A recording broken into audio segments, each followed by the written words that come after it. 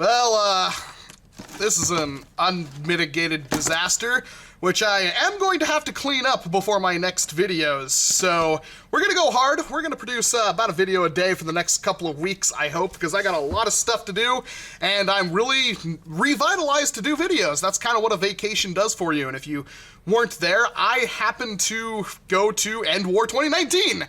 I still can't believe that happened, and I have two specific groups of people to thank for that. The first one is, well, probably you watching this video, unless you stumbled on this video by accident, but I have to thank you guys more than anything because you're the people that make this possible, the people that ask me to sign your blasters and take photos with you, and you really humble this professional man-child because otherwise I'd just be a fat guy in his garage playing with children's toys.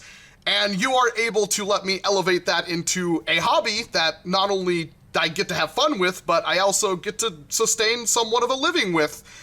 And I can't thank you enough for that. And it's because of you that I got this opportunity to fly across the entire continent and go to Endwar and meet a whole bunch of people and make a whole bunch of new friends. And I thank you. I can't say that enough. And of course, the person who I'm not going to name right now, though you probably know who they are, and if they want to make themselves known, they can go ahead and leave a comment in the comment section and I will pin it. But the person who flew me out there, I was reached out by an individual who said, hey man, are you wanting to go to Endwar? And of course I want to go to Endwar, but doing this thing, I mean, me and my wife, we live a very humble existence, and affording to spend several $100s to fly somewhere is usually beyond our budget, and this individual offered to pay for the flight, and the hotel, and the car I would need to get from the flight to the hotel, and the food, most of it, and even bought me gifts while I was there, and didn't ask for really anything in return, and I don't know how I'm going to make it up to this individual at all. It's incredible to me.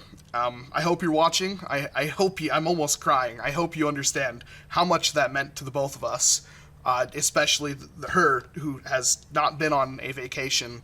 We've never flown together in the 9 years we've been together, and thank you for that.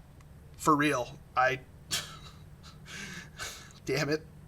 So I went to Endwar and FoamCon, and it was an incredible experience. I unfortunately did not film as much as I would like. I wanted to have comprehensive videos and a whole bunch of stuff, and I told people I was going to film, and I did film, but I did not get as much footage as I would like in a way that I would like to do it, because let's face it, I'm an extremely overweight individual with a multitude of health problems, and that prevents me from doing things that I wanted to do, unfortunately. So I got what I could, and I'm gonna make this video, and we'll see what happens. But the first thing was, of course, FoamCon, which is in a separate location away from the actual campus, Georgia Southern, where we played. Not very far away, it's just a couple of minutes, but it was a cool experience, because I got a table. I got to sit next to the Florida Nerf Association, and Women of Nerf, and Project FDL, and the Atomic Dart League, and stuff like that, and met a lot of new friends, got to see a lot of cool stuff, bought a lot of cool stuff, and of course, it was just insane to meet people that I've been talking to for years, like Clowny Nerf, and touch them, and hug them, and love them as they deserve to be.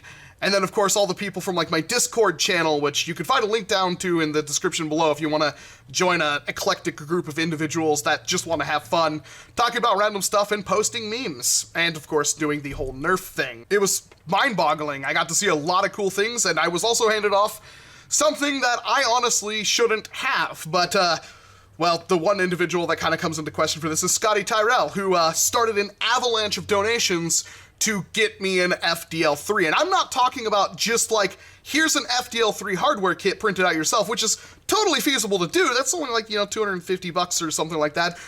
With my luck with 3D printing, it would be a whole lot more, but no, I'm talking about the entire thing, customized to my liking. And I can't believe all of you that did that. And yes, it does exist. I have played with it. I have shot people with it. It was incredible. I got a 40 dart FDL front end, 44 dart actually, and it feeds beautifully. It works wonderfully, and it wasn't quite ready for me to take home, but Jesse and Jackie from Project FDL did give it to me for the event. I slayed with it, and then I gave it back to them, and they were gonna finish it up and send it back off to me, and it was incredible. They're two of the nicest people I've ever met. I don't know why the heck. They were really nice to me, and they made pretty much the impossible possible. I gave them pretty much an impossible task to build this behemoth of a blaster in my exact specifications, and they did it. I'm impressed beyond all reason. If you have something you really want, these two can make it happen. So I have an FDL 3 coming in the mail very shortly. They're going to finish hydro dipping some things and finish it up, and I asked for a couple of extra little things that I'm gonna buy off them to make it just about perfect for me. So FoamCon was great, hung out with a bunch of people, and then of course we went right into the first mission of Endwar 2019, and I didn't really play a whole lot. I was not feeling good. The Georgia heat doesn't work for me. The 90+ degree weather with 100% humidity, it tried to kill me. It wasn't so much that I was winded, it wasn't so much that my joints ached, which is usually what happens when a fat kid tries to do mobile exercises, but my chest was extremely tight. I couldn't really breathe. It was like swimming, but I was walking. It was like stepping out of a sauna, but you're constantly in the sauna, and my body just isn't used to that. It's not only that I don't exercise enough to get around that, but I also, unfortunately, can't deal with that kind of weather because I'm acclimated to Washington, the Pacific Northwest, where it doesn't really get all that hot, and when it does get that hot, it's never really all that humid. So I just hung around. I walked around with some zombies, I walked around with some humans. I wasn't really playing all that much, and I had a good old time. They finished the mission, and then we went home.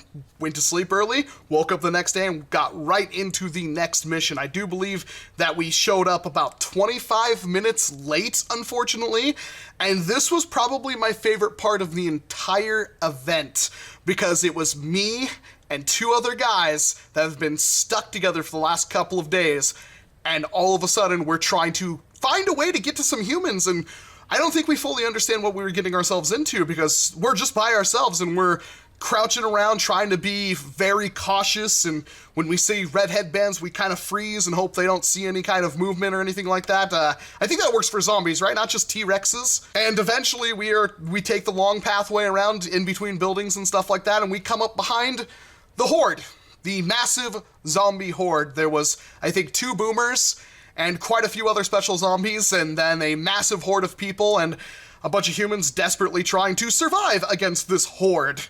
And boy, was that an experience, because we had really one of 3 options. Now, of course, these other 2 have never played HVZ before, and I've played a little bit, and I've seen this movie, The Fat Kid Always Dies First. I didn't really want that to happen, so I kind of pulled them aside and we sat in a relatively safe area as long as we weren't spotted, and I explained what we could really do. We could go behind the horde, sneak up behind them, and if successful, I have 88 darts of pure carnage on me, a Dominator, and of course my FDL 3, and we could probably hose down and destroy just about that entire horde and save the human group, at least for a little bit. And probably all 3 of us get tagged by a single zombie that comes up behind us very slowly and carefully, because there's usually a straggler in the group. Or we could just sit there and wait, and hopefully things thin down. And that's exactly what we did. We kind of chilled out in a corner, out of sight, and if we got sighted, it was going to be quite a fight to get out of there, but eventually we decided to get up, walk around, and we got spotted by a zombie! And we got spotted by another zombie and another zombie, and that's where things get a little bit tricky, because once a zombie spots you, well, most of them are going to stalk you. They're going to try to get their friends to come with you and overwhelm you, because you're a vulnerable target. And, well, we weren't going to have any of that. I immediately tried to pretend like we weren't thinking them of much of a threat, and then immediately I ran forward, flanked behind, and tagged out the zombie, and pushed ourselves towards that group by spraying lots of darts and getting into the massive group of humans. And it was stressful. The heat was unbearable.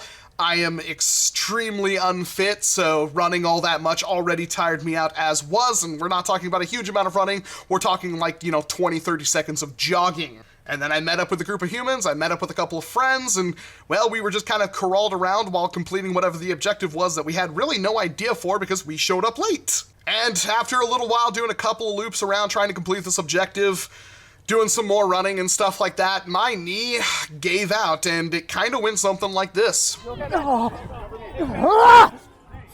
Don't shoot her. Let her come to me. How you feel? My knee just went out. All right, you're coming with me. Okay, that sounds great. Yeah, I got him. You're throwing arm on me. I'm good. I have to walk on it. It won't get better. All right. Oh, We're good. Yeah. I mean, we're done, is what I'm saying, but thank you. I'm sorry. Yeah, that was me trying to psych myself up and pump myself full of adrenaline so I could stay in the fight and push myself more. And Drac wasn't apparently going to let me to do that, which was the right call. Thank you very much for that, Drac, because my knee really frickin' hurt. And had I tried to stumble around like that, I probably would have hurt myself more. I have a bad knee. I've had a bad knee for a couple of years now, and it's been a problem that I don't really know how to fix. And, well, Drac took care of me, and I can't thank him enough for that. So that was the end of my Endwar experience at that point. I couldn't play for fear of hurting myself even more, and my knee was already throbbing and extremely, extremely easy for me to fall over and hurt myself. So, yeah, I took myself out. I committed suicide. That was the end of Walcom at Endwar, and well, fortunately for me, immediately after that, it started lightning storming. So, honestly, I didn't miss all that much, because it was some of the worst rain I've ever seen. So, it's like 3. I hurt my knee, expected. I ran around, had some fun, shot some zombies. Technically, I took my own life, because I'm hard like that. But I just got the word that, final stand is at 8. It is pouring down there. There is, I come from Washington, right? Like, I'm used to rains. But this is ridiculous. And right over there are people who are trying to play HVZ. I'm okay with not being there right now. And that's cold, because I come from the Pacific Northwest, and it was raining and lightning storming and being absolutely crazy. And normally I'd love to play in that because it's very thematic, but in my current condition, especially with the heat, I couldn't bear it. It was just not going to happen, unfortunately. So I sat out. I took my time. I had a great old time back at the hotel with the wife. We watched some dumb movies. Are you threatening me? And we enjoyed ourselves and went back the next day to, the Foam Pro Tour and playing some pickup games and have some fun. I really enjoyed. The pickup games that were being organized were extremely good. They were very similar to the games that we play over here. We have ideas for anyway, but they had because of course this is going to happen, they have pretty much the same games, but they were better thought out. They were much more fun, and I think that was probably the most enjoyable experience I had trying to shoot people, because I could actually be shot well. And that was an extremely enjoyable experience, and I had a lot of fun with that. I again got to meet a whole lot of more people. I saw some really crazy blasters that I definitely wanted to do video on, but the heat is so bad. I was drinking liter after liter of water, and it just kept killing me. I filmed a lot of the Foam Pro Tour, and I gotta say, it was inspiring. I looked at it, and I'm not a very good player. When I was in high school and middle school and stuff like that, I was, still a big guy, but I was extremely competitive, and there were times I won. There were times I beat people far better than me, and seeing the Foam Pro Tour thing and looking at it and going, yeah, I could probably do this to some capacity, and I would love to. I would love to get out there and do that, so I'm kind of making the decision that I need to drop some weight. I need to really get out there because I want to compete in the next Foam Tour circuit. I want to compete in this competitive Nerf. I'm not that good at it, but I'd like to at least give it a shot at some point and not let my body hold me back. And I'm extremely excited to look forward. I'm extremely excited to get into that in the future, because these players, like even the most eclectic group of people that just met up, introduced themselves, got their blasters, formed a little strategy, and went out onto the field. Each one of these, there are teams like that got really far in, to the semifinals and stuff like that. It was incredibly inspiring to watch. And then, of course, the teams that have practiced together and played together for months and months and months, just showing a well-oiled machine of teamwork that you really, like, you only see this in, like, professional sports teams and athletics, and it was really inspiring, and I want to try to be a part of that next year more. So I hope you guys will hold me accountable to that, and I'm going to do my best to fit into that in the very near future, but we'll see what happens. And then, of course, we flew home, and quite honestly, I don't know how much I really want to head back to the South anytime soon, because I can't deal. That's a climate that isn't meant for little old Walcom here, and I know this wasn't the video I wanted to make, and I'll have another video covering all the things that I got from Endwar in the very near future, but this is the best I could do at this moment, and I hope to see some, and I hope to inspire you for many more months and years to come. This is what I do, and this is what I want to do, so thank you very much for giving me the opportunity to do that. I'm Walcom S7. I probably forgot a lot of things, and I probably rambled a whole lot, but thank you very much for watching this video, and of course, I hope to see you in an entirely different one. And man, I did not get very much of this bench clean. You gotta